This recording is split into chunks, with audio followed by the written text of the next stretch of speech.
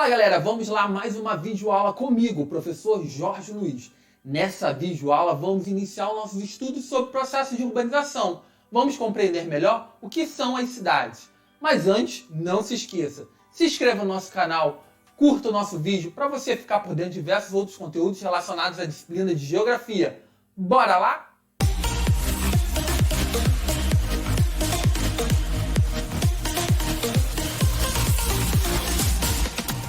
Então vamos lá, urbanização, a cidade. Vamos compreender melhor esse processo e já vou dar logo uma dica. Somente observando esse gráfico. Olha que interessante, esse gráfico vai demonstrar a evolução da população urbana e da população rural. Olha o que acontece. Com o passar do tempo, a população urbana vem crescendo até chegar a um determinado momento que ela vai se tornar maior que a população rural. Ou seja, ela vai ser superior que a população rural. Olha só, isso já é uma dica importante para a gente começar a entender o que é o processo de urbanização, ok? Mas vamos à análise desse gráfico. O que ele está nos demonstrando? Que a partir de 2008, a população que vive na cidade superou a população que vive no campo. Isso quer dizer que a partir de 2008, mais precisamente no contexto atual, nós temos uma média de 54% da população mundial vivendo na cidade. Ou seja, a maior parte da população do mundo vive na cidade. Se liga aí, galera. Outra questão importante. O que seria a cidade? Muitas das vezes nós sabemos nos referir a uma cidade, mas não sabemos conceituar o que é uma cidade. Vamos pensar nas características básicas de uma cidade. Vocês poderiam me dizer, professor, a cidade é um local que abriga um grande quantitativo populacional. No contexto atual, sim.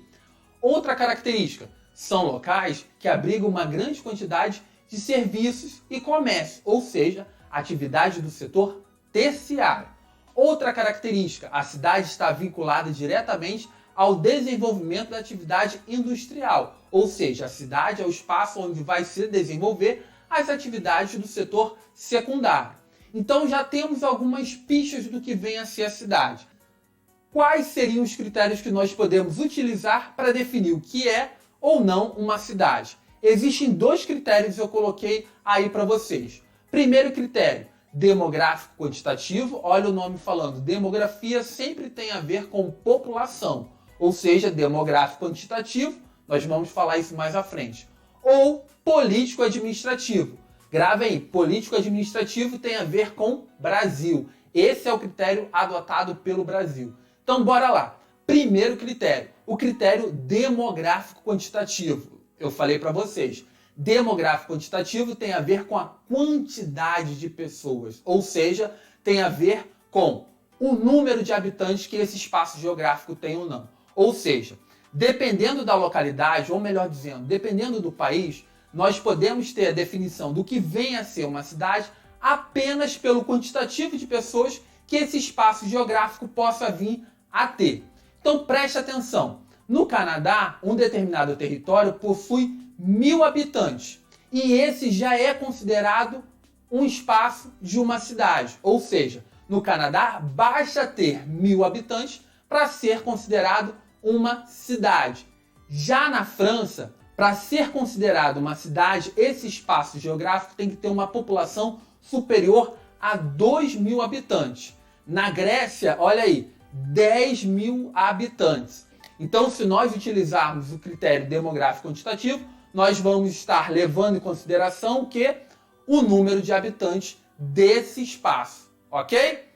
Vamos lá falar de outro critério utilizado para a classificação de uma cidade. É o critério político-administrativo. Ele não vai levar em consideração o número de habitantes, mas sim se aquele espaço geográfico é uma sede de um município. Ou seja, para ser considerado uma cidade, basta ser a sede política e administrativa de um município. Então, consequentemente, aqui no Brasil, nós vamos ter a classificação de uma cidade vinculada diretamente ao município. Ou seja, basta ser um município, ter uma sede política e administrativa para ser classificado como uma cidade. E aí nós vamos ter algumas disparidades, como a gente tem esses dois exemplos aqui. A cidade do Rio de Janeiro, com 6 milhões de habitantes, e a cidade de Borá, em São Paulo, com 837 habitantes. Apesar desse grande diferencial de população que essas duas cidades têm, elas têm algo em comum. Todas as duas são sede políticas e administrativas. A cidade do Rio de Janeiro, a sede política administrativa, tanto no caso aqui seria municipal, como também estadual, já que a cidade do Rio de Janeiro também é a capital do estado. E a cidade de Borá, que também é uma sede do município de Borá. No Brasil, qual é o critério que nós utilizamos? Político-administrativo. Basta ser a sede do município para ser considerado uma cidade, ok? Vamos lá falar agora da urbanização. A urbanização está vinculada diretamente ao crescimento da cidade, tanto em relação à população, quanto em relação à extensão territorial. Por isso que eu coloquei lá no início aquele gráfico do crescimento da população urbana, ou seja, a partir de 2008, o mundo passou a ter o maior quantitativo de população vivendo na cidade, ok? Então, a urbanização está vinculada a esse crescimento da cidade, tanto em relação ao crescimento populacional, como também da extensão territorial da cidade. Grava isso. Um dos fatores importantes para o crescimento populacional das cidades e, consequentemente, para o processo de urbanização é justamente a ocorrência do êxodo rural. Justamente o êxodo rural, que vai contribuir diretamente para o processo de urbanização, ou seja, de crescimento das cidades, vai estar vinculado a alguns fatores, que nós vamos conhecer como os fatores atrativos e fatores repulsivos. Olha o nome nos falando, atrativo, que atrai, repulsivo, que expulsa. Preste atenção. Fatores que condicionam o processo de urbanização. Vamos falar dos fatores atrativos. Então nós estamos falando de fatores que atraem a população a ir para cidade, ok? Quais seriam esses fatores? Um dos primeiros fatores, a industrialização, que fez com que muitas pessoas migrassem do campo para a cidade em busca de melhores oportunidades de vida. Como está aí o segundo fator, maior oportunidade de trabalho. Terceiro fator, maior acesso a bens e serviços. A cidade ela concentra a maior quantidade de serviços. Então isso também é um fator atrativo às pessoas quererem ir para as cidades. Outra questão, melhores condições de vida. Muitas pessoas deixam o campo e vão para as cidades em busca de melhores condições de vida. Então esses seriam alguns exemplos de fatores atrativos, ou seja, aquele que atrai as pessoas a irem morar nas cidades. Vamos falar dos fatores repulsivos, são aqueles fatores que expulsam a população do campo.